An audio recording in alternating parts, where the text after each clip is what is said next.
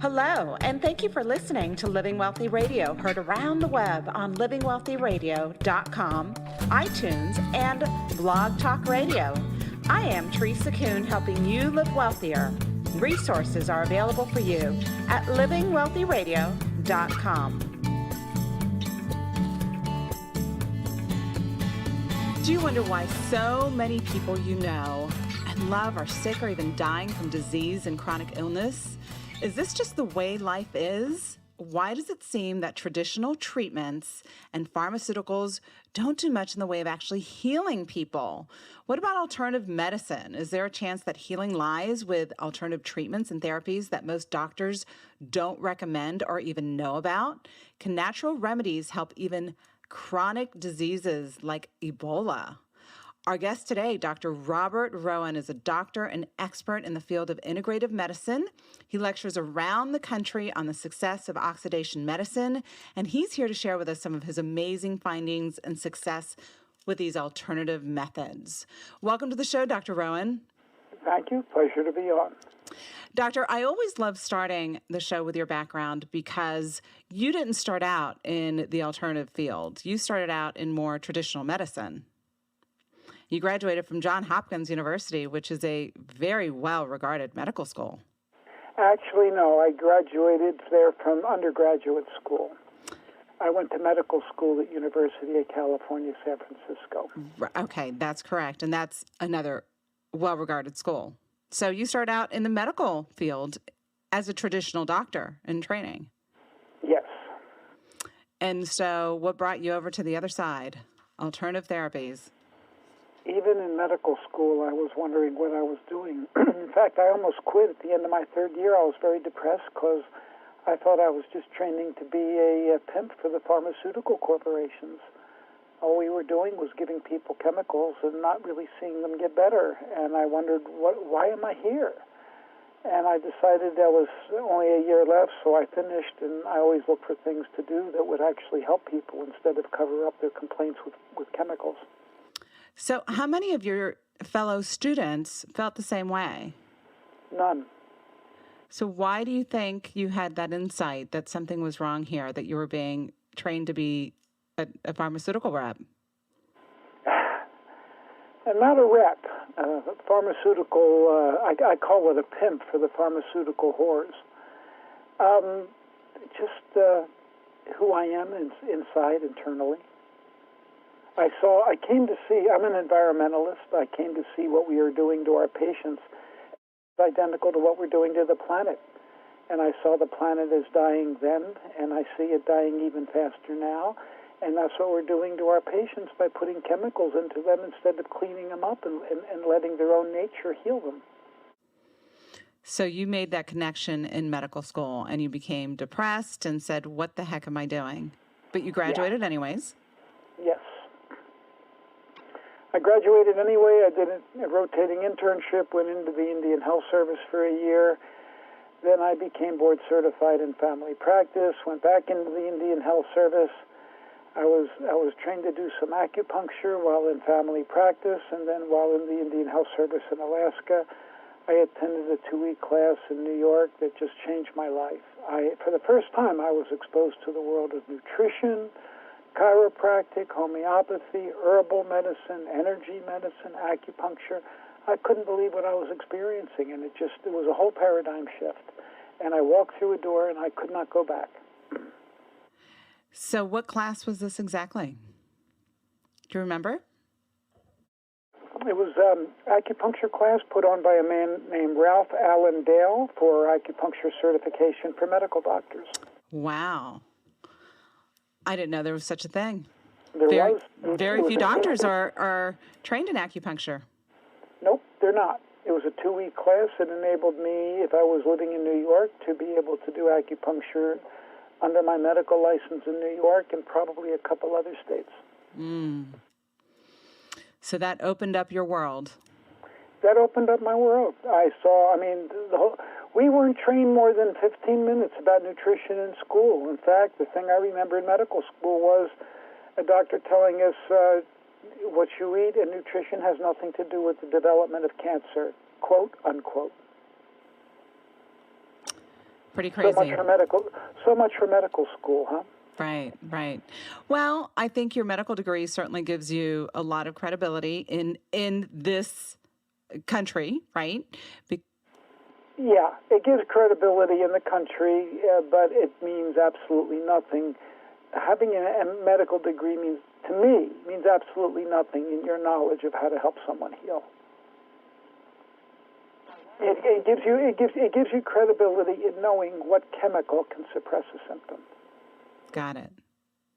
So you became known as the father of medical freedom for pioneering the nation's first law protecting alternative medicine in Alaska. Yes, 1990. Okay, so share with us a little bit about that experience. Well, I saw that a lot of my colleagues were being taken out in other states for doing no harm, simply for practicing a different form of medicine. And I thought sooner or later it might come to Alaska, and of all the places in the country that might we might be able to succeed in getting some protection, it would be Alaska, because there's a big libertarian philosophy there. Small population. I was a big fish in a small pond, and I had a state senator come to me as a patient one day, and I talked to him about it, and he said, this is a really good idea. It was at the end of that session, so we couldn't do much. In the beginning of the next session, I worked on it real hard, and over the horrible objections of the medical industry, I call it the medical mob. I mean, they rallied and railed against it. I was able to get thousands of people to call in public opinion messages to the representatives, and we prevailed over their objections. Therefore, medical doctors in Alaska can practice any form of medicine that they choose to, even if it's outside of the box. Even if it's outside of the box, they can practice alternative and experimental medicine as long as they don't hurt anybody. Is that available in any other state?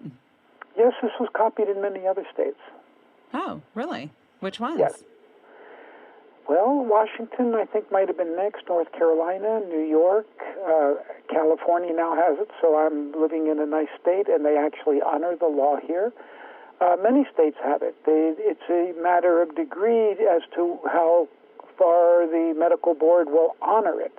In some states, the medical board is actively trying to rip it apart. But in our state, California, the medical board is actually honoring it and respecting the wishes of the people. Fantastic. Fantastic. That's awesome. Well, and your practice is certainly alternative, and you're also known as one of the, if not the expert in oxygen therapy. I do ozone. I do what we call oxidation therapy. I teach it to worldwide audiences, and I love it. A quote from me that people use is, I have seen ozone give more help to more conditions for more people than virtually everything I have seen in medicine combined, except nutrition. So that's a pretty big statement right there. It is. Out of all of the therapies that you're familiar with, and you've traveled the world, and you've been open to all sorts of therapies, you believe ozone therapy gives more benefits than any other alternative therapy. If there is one therapy that I would hang most everything on, it would be ozone therapy. I believe there's three causes of disease: improper nutrition, toxins, and stress. And then you have to fix those three, no matter what, because nothing will fix them unless you address them. And then almost everything else that I've seen can be helped to some degree or another with ozone therapy because of its mechanism of action. So let's discuss it. What is ozone therapy? Ozone therapy is, well, let's talk about ozone. Ozone is O3. What you breathe in the air is O2. Ozone therapy involves taking an oxygen-ozone gas mixture and treating something in your body with it. Oxygen-ozone can be administered many different ways, except you cannot inhale it. It's very hard on the lungs. but you can treat your blood with it. You can treat your bladder, a woman, her vagina, both sexes, the rectum. You can blow it in the ears. You can make ozone water and drink it. You can inject it into joints. And it stimulates a cascade of healing processes. If you give it in the blood, it stimulates the red cells to release more oxygen. And in one word, what is the most important factor for healing to the body that there is? I guess oxygen. That is correct. You'll Okay. be dead in 3 minutes without it. Your cells, when they starve for oxygen, degenerate. They can't make energy. They can develop cancer. They can die. Oxygen is the most important thing for healing. So, Ozone helps the red cells deliver more oxygen. It makes the red blood cells more flexible so they can get through capillaries. It helps your mitochondria burn oxygen so you actually make more ATP chemical energy. Ozone is directly toxic and lethal to bacteria. A molecule of ozone hits a bacteria, it just basically blows a hole in it like a bullet. And it inactivates viruses. And knowing all that stuff led me to go to Africa. so let's talk about Africa, because this sounds, of course, too good to be true, right? You've got what you're saying is pretty big. So tell us about your recent travels to Sierra Leone. Last year, this time, I went to Sierra Leone to treat doctors and health professionals there who might be left alive, how to do ozone for Ebola. And we trained a number of doctors, and during the midst of training, the government calls up the Ebola Center and says, if you value your job, there will be no ozone at the center. And I came unglued, I yelled, screamed, and they could have shipped me out of the country or killed me. I couldn't believe what I heard. It was condemning people to death. But it was money, and I understood it. So the health professionals still lined up to be trained and to get treated because they were scared to death of catching Ebola. So we treated everybody there. And then I left the country really, really dejected. Well, lo and behold, after I yelled and screamed that people at the center would get Ebola because of this, someone did. One of the doctors I trained. He stuck himself with an infected needle.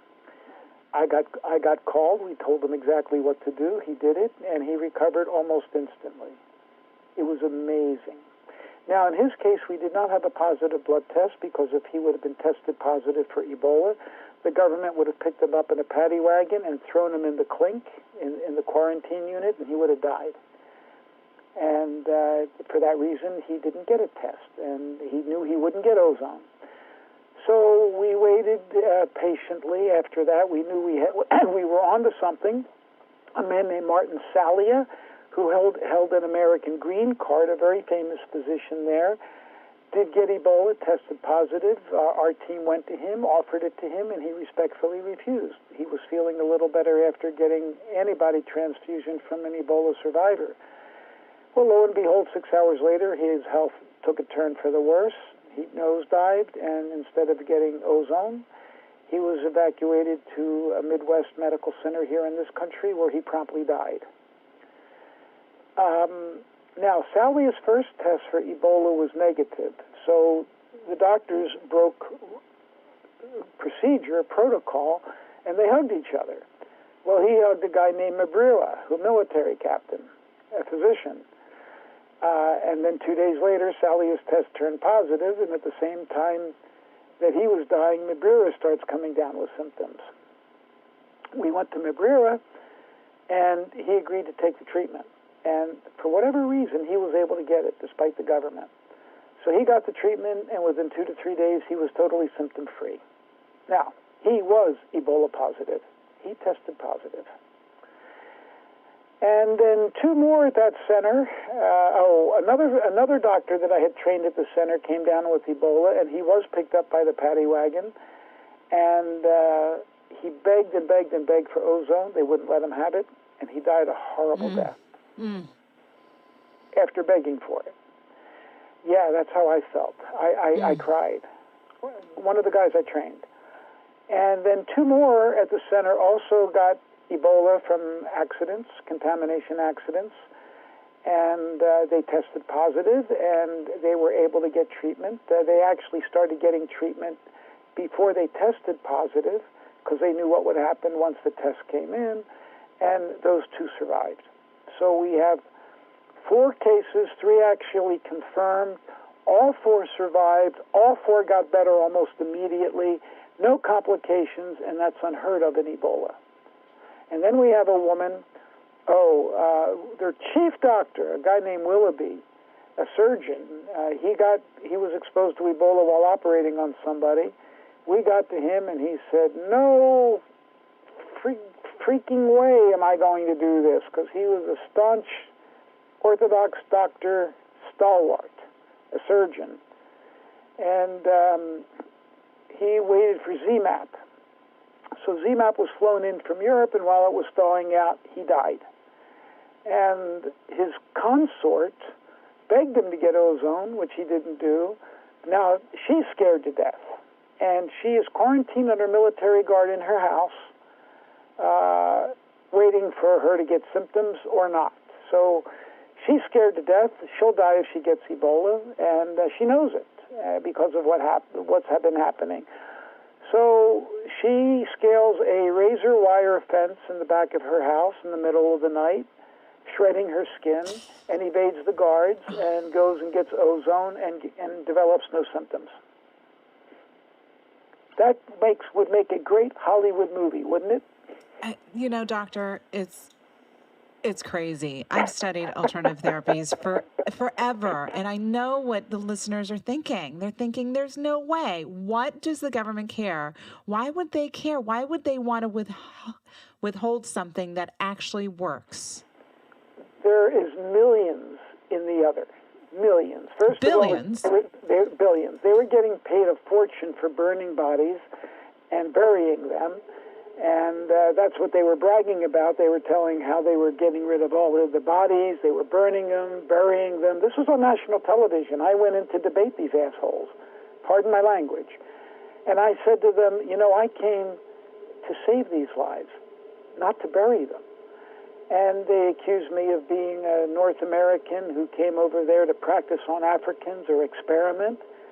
Wait a minute, they're going to use ZMapp and they're going to use everything else that's never been proven in vaccines, which are very dangerous.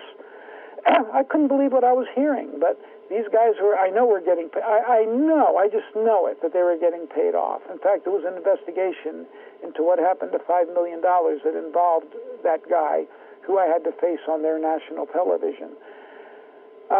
But there was millions involved in this, I am sure, and we had a treatment that could cure Ebola, in my opinion, at least we did in 4 cases, for about $5. So you now go figure. And I've always said to people, when it comes to vaccines or drugs or anything in medicine, follow the money trail. $5 to cure these people. It's crazy, insane. What are the side effects of ozone therapy? If done right, there are none. Okay. Now the way we did it is controversial. We took a very inexpensive procedure to them and showed them how to give direct intravenous gas. You can get vein irritation, which is real. You can get vein irritation there, but if I'm faced with dying of Ebola or losing a vein, I think I'll take the risk of losing the vein, which is not that great, but it's there. And you can get a cough or chest tightness that lasts about 10 minutes. When you do ozone the way I like to do it, which is taking blood out and then into a bottle and then putting ozone into it, mixing it up and then giving it back, there's really no complications. Sometimes, somebody with Lyme or somebody who's sick might get a Herxheimer, but other than that, I've seen no problems at all. I've done many thousands of treatments. So is the only way to do ozone therapy with a practitioner? Or, there's online, there's all sorts of... You can get an ozone machine. There's a company in Canada that makes one. It's called Longevity Resources. Their phone number is 877-543-3398. And I have a lot of my patients call them, and if they just say, I want to do rectal ozone, they can help them out and give them a machine that can be adapted in their own home for rectal ozone. And is that dangerous? Probably not. I've never seen anybody hurt by it when it's done properly. Okay. And is there training available for the patients to do it at If home? they Or? if they wanted to. Now, this company can't actually give them training because it's sold as a water purifier, but they can always make an appointment with me over the telephone, and I'll tell them how to do it. And would it be as effective as doing the ozone therapy in a practitioner's office? I don't think so, but it is effective. The Cubans have shown that rectal ozone is effective, quite effective. But I think that blood ozone is much more effective. So, what is ozone therapy, in your opinion, great for? Ebola, Uh, obviously it worked. well, what are the common conditions in today's world? Let's start with heart disease. Okay. It's wonderful for heart disease because it improves circulation. It lowers inflammation. How about infectious diseases? Ozone kills germs, and it kills viruses or inactivates viruses and modulates the immune system. The world is awash in chronic inflammation due to a variety of things. Ozone modulates the immune system and lowers unbridled inflammation, which is killing people. Ozone is useful as an adjunctive treatment for cancer, but it's not a standalone treatment for cancer. It may help in cancer by helping your body get more oxygen to the tissues, and cancer doesn't like oxygen too much. Ozone can help detoxify the body. It can be used for, if you go to my YouTube channel, and that's what I would recommend people do, because you see a variety of things. My YouTube channel is youtube.com/user/Robert Rowen MD. My last name is ROWEN. youtube.com/user/Robert Rowen MD, all one word, and you will see cases that will drop your jaw. People walking into my office crippled and dancing out swinging their hips. Patients with chronic Lyme disease better within a couple days or a couple weeks, and nothing else helped them before. I have a woman who came to me. She works for a medical school in the island of Dominica in the Caribbean. She got a virus called chikungunya, a very vicious virus, not as lethal as Ebola. She was sick for a year. No one could help her. She came to me a couple months ago, and in 2 weeks she was basically symptom-free. This is the type of thing we see. It sounds so good to be true, of course, right? And It especially sounds, using... it sounds too good to be true, and if you would have told me about this before I went into this field, I would have said it's too good to be true, so I'm going to ignore it. But I started reading about ozone in 1986, and after the very first treatment I did, my whole life changed. I became an oxygen-based physician. And that's the nature of your practice today. Yes. And so if someone doesn't have a practitioner close to them, they can do the renal oxygen therapy. There's also... Renal means kidney. You Right. mean rectal. Rectal, sorry. Yes, rectal. Sorry. Thank you. Rectal oxygen therapy. And would someone do this if they were sick, or would they do this for, just in improving their health, for maintenance of their health? Well, I do it 4 times a week myself, just for maintenance. I think it's the ultimate in staying young, because it helps stimulate an enzyme called superoxide dismutase, which is related to keeping your DNA caps, the telomeres, longer, which reduces the aging process. You can do it when you're sick. The Cubans have shown that rectal ozone is fabulous for a variety of things, including dementia, circulation problems, immune stimulation, autoimmune disease, and others. And this is just rectal, which is dirt cheap. We talked about the different issues that one could use this for, and a very, very common issue today is our gut issues, right? Leaky gut, irritable bowel syndrome. Does this help for... It should. I'm sorry? It should. It should. I would do it. Certainly, if it helps with inflammation tends to be a symptom of gut issue, right? Inflammation can be caused by gut issues. You need to look at the gut first and foremost. A leaky gut can cause all kinds of problems. But you can also have inflammation that might not be so related to the gut, and ozone can help that out too. Interesting. Okay. So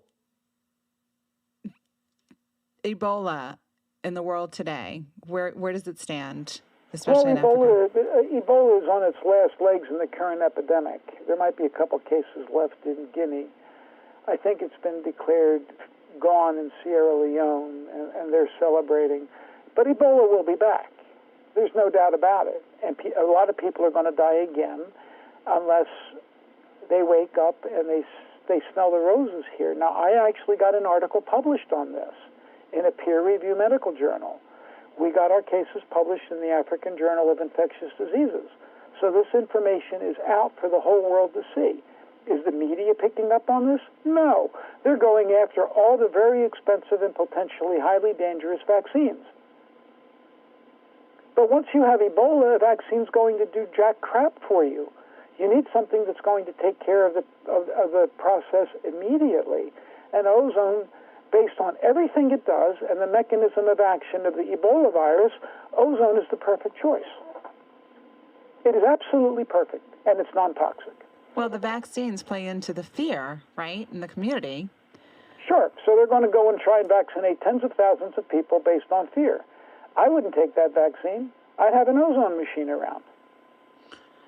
So if you were using oxygen therapy or an ozone therapy on a regular basis, I would assume, based on what you're saying, that the chances of you getting Ebola would be less.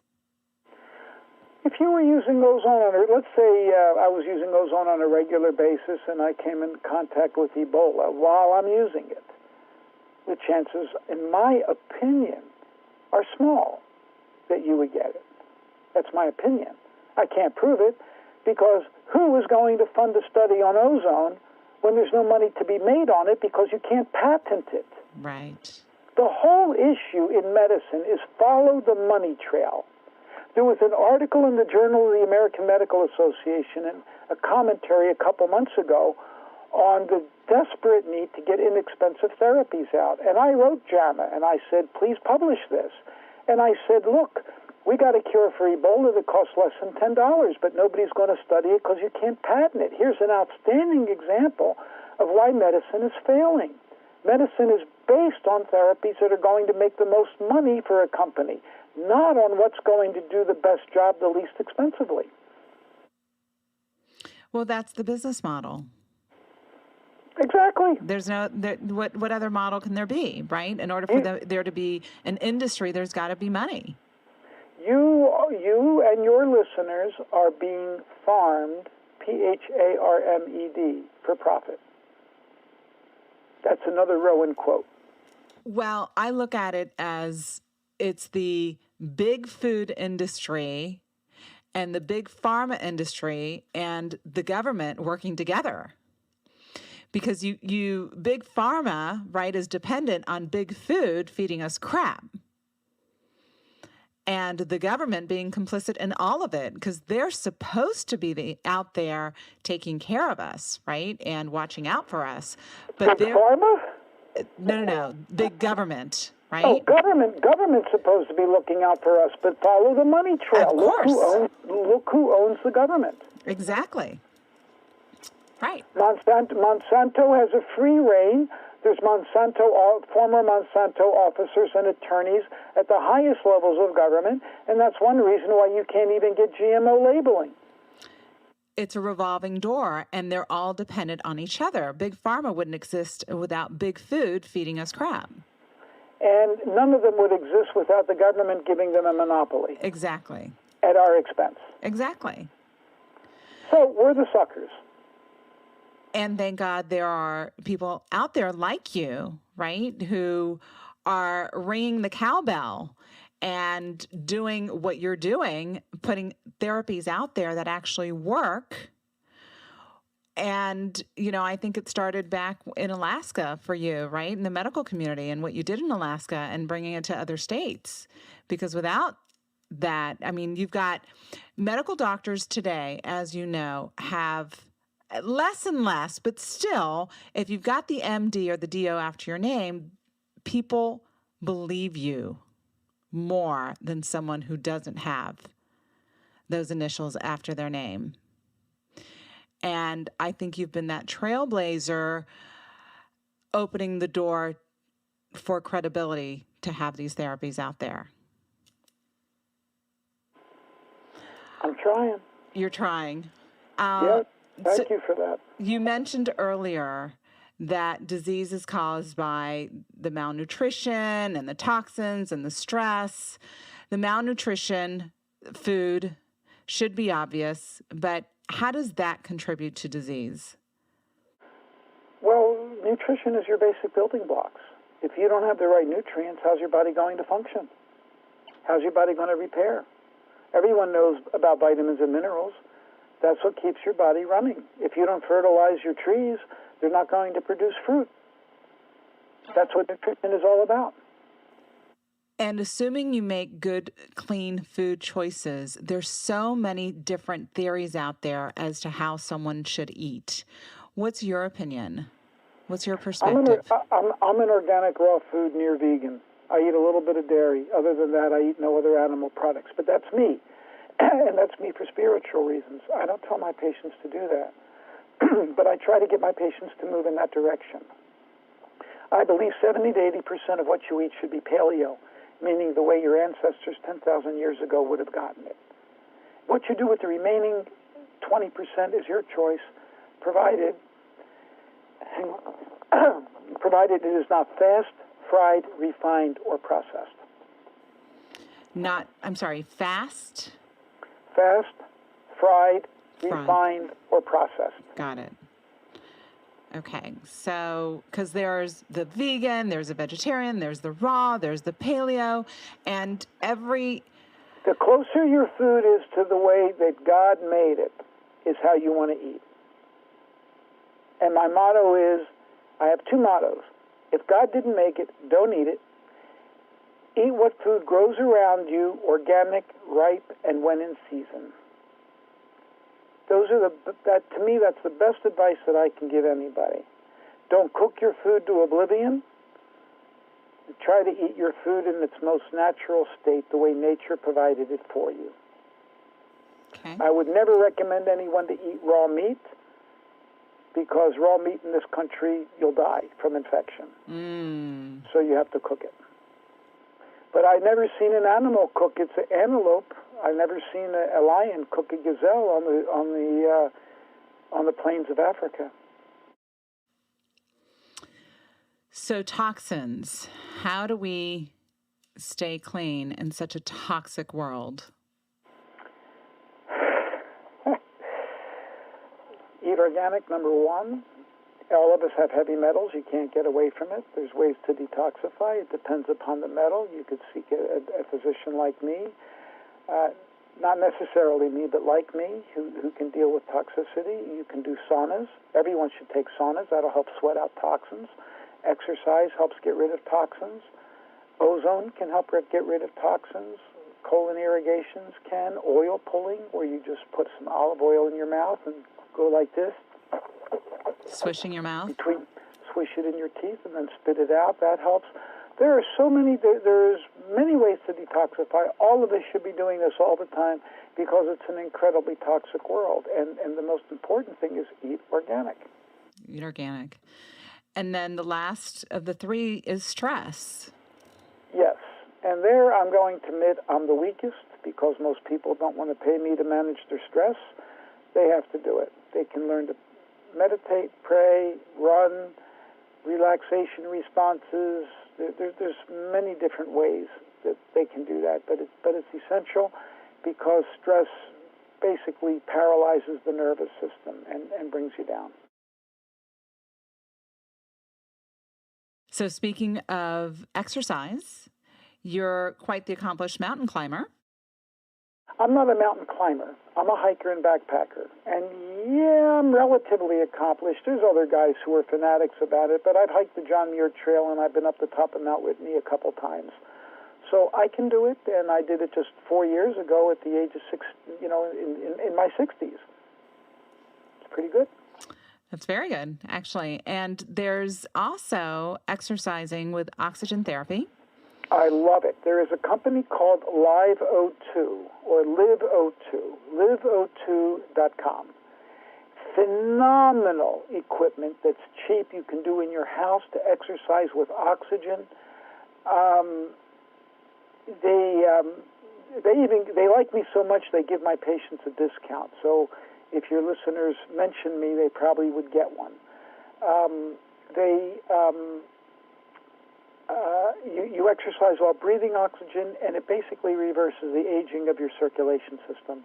It's phenomenal. I just saw them this weekend at a meeting in Las Vegas. I love their equipment. Well, I use their equipment. I've got it in my home, and my husband and I use it on a regular basis. And I find it awesome. I've been using it for several years. However, would you say it has the same effect as the work that you do, or the rectal therapy, or is it just an adjunct to that? It's different. They work differently. I would say it's going to be additive. It's additive. Okay. But certainly it only requires 15 minutes of your time several times a week. Yep. That's it. Really nice. It's really nice conditioning. It's awesome. Right. From a conditioning perspective, I don't know anything else that works like that. Live O2 is good. Ozone rectally is good. Any type of sauna, any type of sweating. You can get into a far infrared sauna. Anything that will help you sweat will help you detoxify. So any kind of sweating, you go to these health fairs and the sauna companies are all competing with each other and saying, well, that one's crap, mine's better. You don't have a preference? Well, I use a company called High Tech Health. I think they're in Colorado.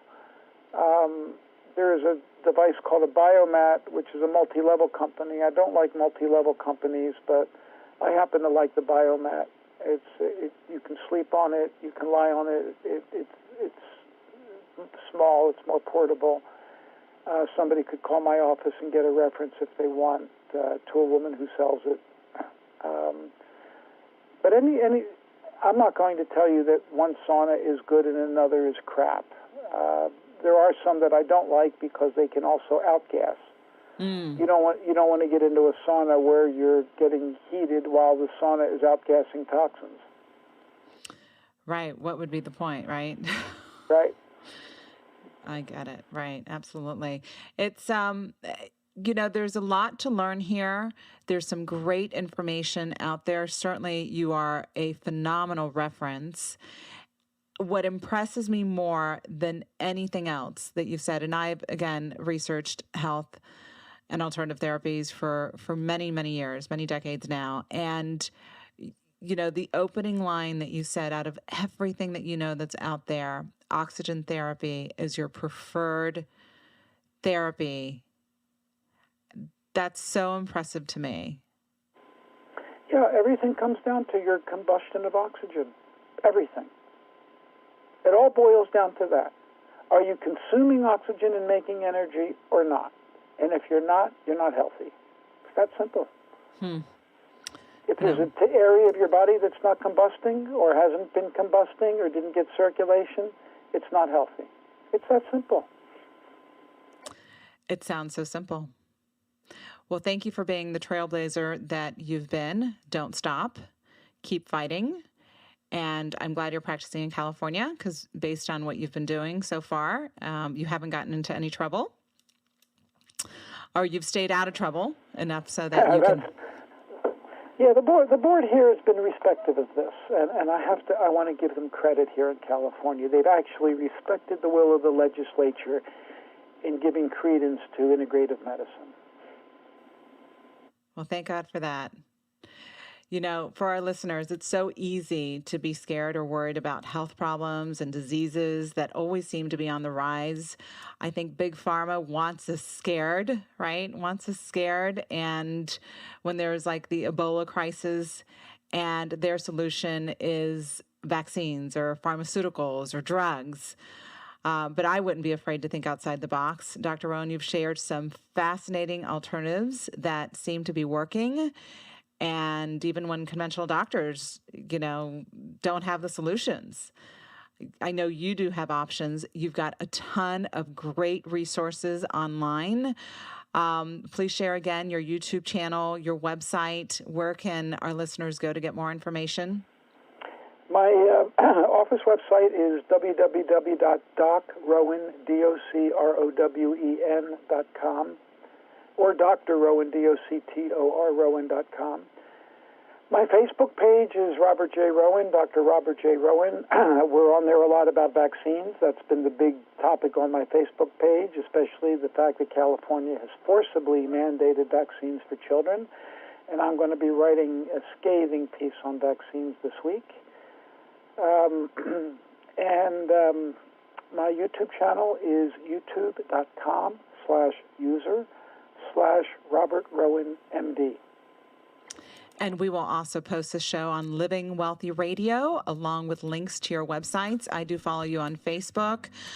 It was very dramatic last year when you were in Sierra Leone and reporting back as to what was going on. The readers were on pins and needles waiting for the next report because it was crazy what was going on out there. Yeah. Unbelievable. But thank you. Thank you so much for the work that you do. Appreciate you coming on Living Wealthy Radio. Thank you very much. Pleasure to be with you. God bless. Have a great day. Take care. Bye-bye. Bye-bye. You've been listening to Living Wealthy Radio, heard around the web on livingwealthyradio.com, iTunes, and Blog Talk Radio. Download or subscribe to our podcast to hear a new show every week. I am Teresa Kuhn, and I hope you'll join me again next week as I show you ways to live wealthier. Resources are available for you on our website at livingwealthyradio.com.